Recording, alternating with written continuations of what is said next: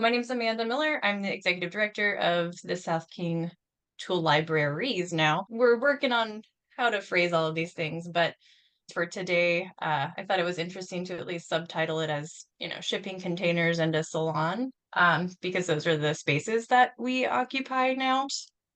Took a page from Steve there and wanted to give some context. So on the right hand screen here, this is the Pacific Northwest region, just from Tacoma to Shoreline. And this is obviously um, a big concentration of tool libraries, I think at least, for the region. But if you don't know much about this area, everyone knows Seattle for the most part, but there's a lot of folks that work and do a lot to support the infrastructure of the two kind of big um, hubs, metropolitan hubs of Bellevue and Seattle, and then Tacoma being another one. And so I just threw this map on and put a little bit of a circle, which is just vagaries. But I wanted to show a little bit of why we decided to open a tool library down this direction. So I moved to Seattle sight unseen because I thought it would be cool, and lived in West Seattle for a little bit, but I was a little too intimidated to ever use the West Seattle Tool Library, to be quite honest. But I moved to Federal Way to start my family and put some roots down. But I wanted to show the map on the left hand here because it's pretty diverse community, and I don't know if there's a map that exists that could really indicate that, but our area here has refugees to every socioeconomic class to over 115 languages spoken in our public schools. And then a lot of the service industry folks that work in Seattle actually live down in South Seattle. So I wanted to show the concentration. A lot of the tool libraries that are in the region do focus on the neighborhoods and the communities that are in Seattle, which is great and needed. But we decided we really needed to do something for the folks in South King County. Around 2014, actually, the idea was brought to one of my friends who I give her credit for being the founder of the tool library. And someone suggested to her she start a tool library in Federal Way. They said, yeah, 6 months, $10,000. That should be about how much it could cost to start a tool library, which I don't know, but I would laugh at that, even not knowing what I know now. 2016 is when I actually got involved with the tool library, and all we really had at that point was what you see on the left-hand side, which is a really lovely architectural rendering. And then what you see on the right-hand side is about 2019, I would say. Or no, that would actually be after 2020. So um, we it took us a lot of time to really get to this point. We lost, just like Asheville, lost the first site we were looking at. We landed on building a building because of our research, probably talking to a lot of you guys about how it's really difficult to move, and finding secure location was a big challenge for all of the tool libraries we talked to. And I mean secure not just in safety and security's sake, but also just rent and permanent, or how to foster those relationships, just like you guys are asking us now. So we landed on this space, which is very unique. So this space was our second pitch location. The relationships varied from a senior center was where we were initially going to be. The shipping container design was designed first by a sustainable architect, and was really satisfying for the upcycling, the usability, and sort of what we were circling around with waste reduction. But that relationship actually ended, and we found a pretty unlikely partner in a Masonic lodge. So on the left-hand side, obviously, there's a building, the big black roof, that's us. And the gray roof to the left of that is actually a Masonic lodge. And then behind our building, you see our demonstration rain garden, and that whole space has just grown and been a really cool site for we've partnered with the Eagle Scouts. We've done a lot of educational classes there.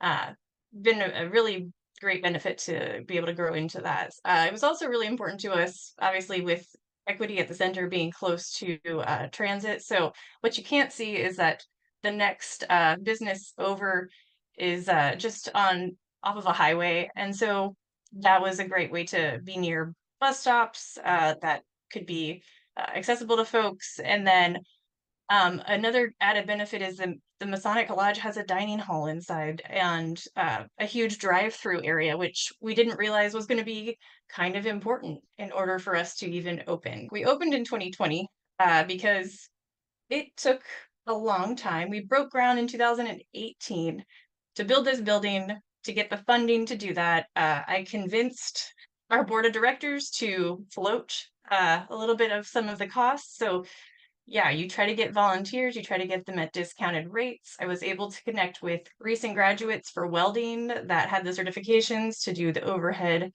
welding that we needed to do.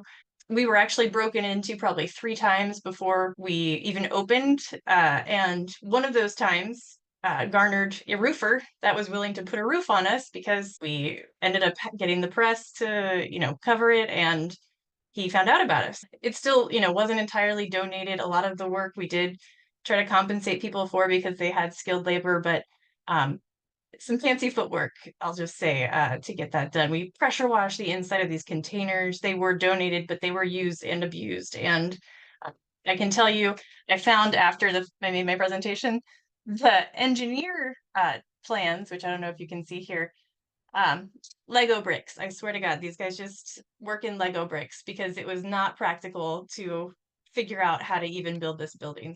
I won't rant too much about that, but it was a interesting journey to say the least, to figure out metal shipping containers, how to fasten those with a deck, even ADA compliance and things like that. We ended up getting our certificate of occupancy in March of 2020. Don't know if you guys remember that time. Probably do.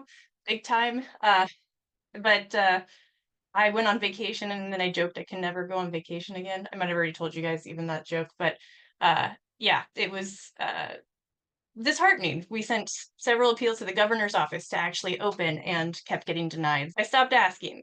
And not that everyone should do that, there's reasons for things, but sometimes when you realize that Home Depot and Lowe's, they're all doing gangbusters and people are eating in drive-throughs, maybe they can check out tools in a drive-through too. So that space, luckily, again, conducive to that idea and that model. Somebody asked about reservations. We actually ended up doing a very much manual reservation system, getting things in inventory. And then we just kept at it, really. I think almost all of these pictures were between the years 2020 and 2021. We evolved and continued with things like clothing swaps, repair cafes, Eagle Scouts built into spaces. We added picnic tables and an herb garden and shelves. And, it was a great challenge at very least. Obviously, there's limitations with the height of shipping containers, the space of shipping containers. They sweat, they're cold, they're hot.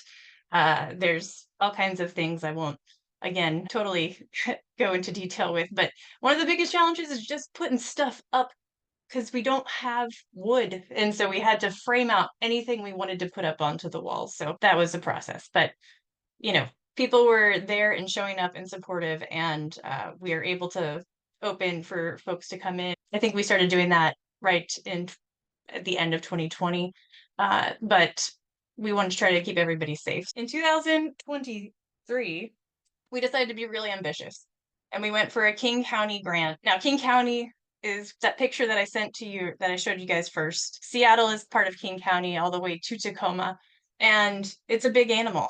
There are a lot of people, and a lot of funds really do go to Seattle and not a lot of the other regions. So we were really excited to get this grant and work with them to open a second tool library.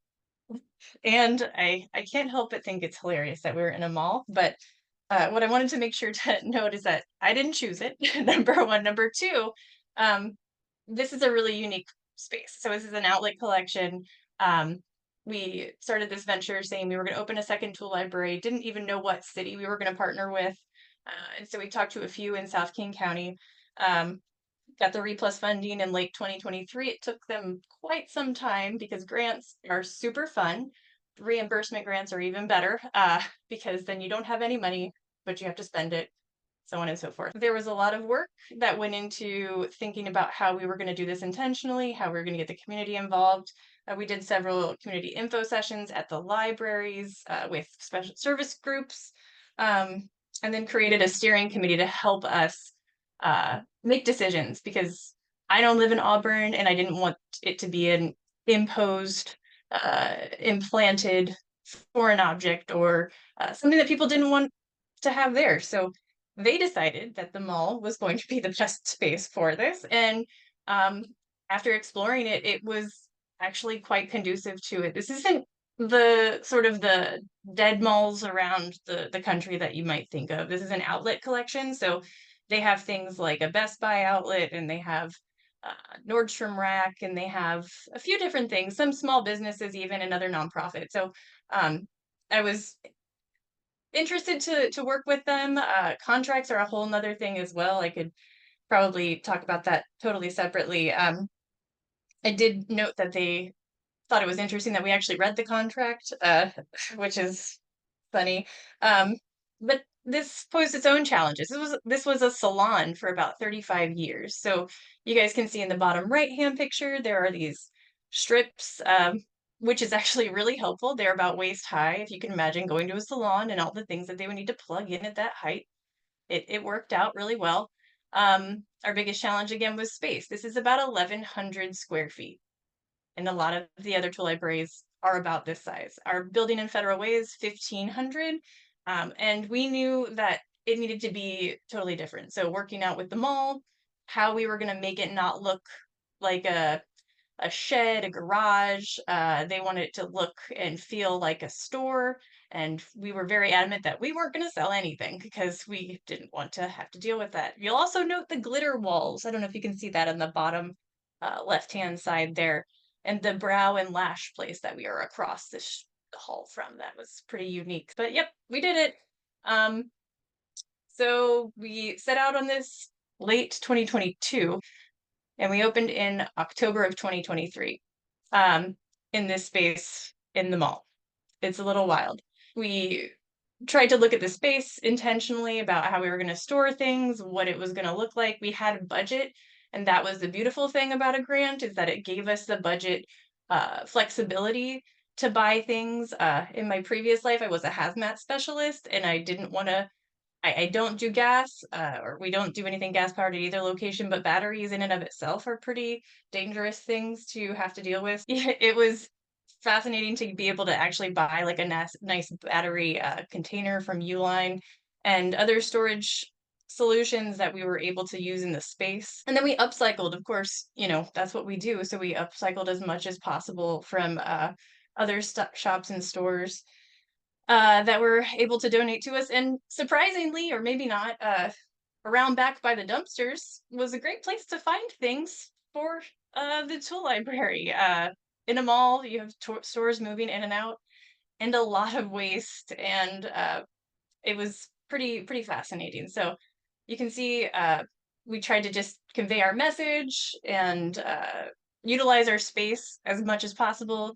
This mall boasts something like 6 million visitors annually. Um, and so we knew we needed to have a lot of good signage in the front, a lot of things like tightened down so people could see how it would work. And then, right, just let the natural essence of what it was to be a mall kind of make its way. And then another thing on the right-hand side here, obviously getting to 10,000 checkouts was a big deal, but part of our agreement with the mall management was that we needed to, since we weren't going to be open mall hours, we needed to make sure that we didn't look closed. And so we have this 8-foot by 8-foot sign that I designed to go in front of the gate when we're not open. But our sign, South King Tool Library, visible from the Nordstrom Rack, with imagine how powerful you can be with the right tools in this huge illuminated sign, just like a flame to the moths of the people walking around the mall at any given day. And then we have more signage that we put into the mall that right in front of the shop space that allows for that. So those are our big variations between the two places. Federal Way does not have very good visibility. Weather is awful to have to deal with the variations in Federal Way, but totally pleasant in the mall, of course. And then rent fluctuations, working with the Masonic Lodge and being in a built space, we do have incremental rent increases, but the mall is much more variable with that. And then, of course, outdoor access, where we have a garden, we have drive-through capabilities in Federal Way. We don't really have that in Auburn because we do not have exterior access. We pivot and work around all of those things. Thank you. Can you speak more to the experiences of working out of multiple locations? So, any tips and tricks for facilitating this work between the locations, especially with limited number of active volunteers? Yeah, I mean, we took kind of a hardline approach. Our policy right now is that if you borrow it from one location, it has to be returned to that same location. We try not to do transfers in between. That said, best laid plans, and we're finding as we're going into the busier season that it's not really, we have 3 pressure washers in Auburn that are just sitting there. We have a backup of pressure washers, in Federal Way. How we adjust to that. I think having both the rigidity, but also the mutability can be a big benefit. And then we're not open every day, just period. And people, why aren't you open more? I'm like, well, you can volunteer and help and learn how to do checkouts. 2 days in Auburn and 3 days in Federal Way. And those are short shifts still because we wanted to have the narrow window. Does that stop people from showing up early? No. Does that stop people from showing up late? Or from us actually being here on other days? Absolutely not. All of those things happen. So it's again both the rigidity of like the structure. Ideally, we are in on Saturdays 10 to 2 in Federal Way, open from 11 to 1. Auburn 3 to 7, open from 4 to 7. Does that work out that way? Not all the time, but people are fairly understanding. Well, and Think just on about the it. on that front, I Yeah. mean, because the location at the mall is so visible, like, have you set up any way to capture interest when you're not open? So, like, Oh next yeah. to signage, like ways to capture volunteers, or like, hey, sign up for the newsletter, like anything else like that? Yeah, so on that big light up sign, we can change and add to it and things, but that has our quick link for volunteer signups, quick link for reservations, quick links for our website and events. And then we do have, because I can just sit there and close the gate and listen, and every 10 minutes, a tool library. What's a tool library? And so we have a sign that just in the window, what is a tool library? And then a few feet down from where they pass the storefront says, what is a tool library? So people can, you know, at least read that Mhm. if they're terribly curious. One thing that I'm trying to work around is 100 languages is a lot, and I am fairly fluent in Spanish, but that does not even translate to Portuguese or other things. There is a gap, of course. I wish I could have Star Trek tech and just like universal translator stuff, but Mhm. that is one thing that I wish I could work on more with signage. Speaking of the kind of accessibility of it, are you finding that the space feels more accessible? You talked to, you lived in West Seattle and didn't feel comfortable necessarily going to the tool library to begin with. So have you kind of integrated that experience with the design and openness for these new locations? I'm always trying to look at who's missing. What are we missing? We take our, partnerships really seriously because I'm not going to be able to speak to Islander community. So there's another nonprofit in the mall that is specifically for the Islander community, and I'm like, all right, let's go and work together, and we're gonna do workshops and classes. But I will say one of the most satisfying moments is being in Federal Way, not only being adjacent to a Masonic lodge with all of what that entails and very much a, masculine energy and someone, you are not who I expected to see here. And I'm like, cool, awesome. The fact that we have people that don't look like people that would necessarily be associated with tools or trades or I don't know, Mhm. whatever preconcepts you have to tool libraries, then I think that helps too, letting our faces kind of be that segue. Yeah, and so another follow-up question about, basically saying like you kind of went from 0 to 10, right? You went from not having a library at all to a full new building build out, with the shipping containers and the whole thing. Yeah. Um, do you feel like that was made possible by the fact there was so many other libraries of things in the region? Um, and Is that how you would do it again? Would you start with biting off such a big project, or would you have started differently? I think there's so many factors that you tend to rationalize, you know, what it is about the decisions that you have to make in a given moment. If I would do it again, um, I would do certain things differently. I would definitely still build a building. That is, a great thing. My dad was a Mm. civil engineer, and I sent him these design plans and all the plans that came with it. And he was like, "Why are you cutting into a container? It's a perfectly designed thing. How dare you? What is wrong?" Like, no, no, you don't do that. And I get that. They're not made to do this. The allure of a shipping container, uh, being a space, being upcycled, being used, I think there is a little bit of a testament to that. But I think I would do certain things differently. I think building a building isn't a bad decision to make. Um, what it is has to be more centered to what your long-term goals are and, you know, looking at the long term because obviously if you're investing, I wrote down two prices, about $35,000 for us to build this shipping container building. Now everything's expensive up here. But it was about $100,000 for us to open Auburn, and that's without staff. Allocations, without a lot of that. And that's because of the short time frame too. My approach to a lot of this has been if it was easy, it would have been done before.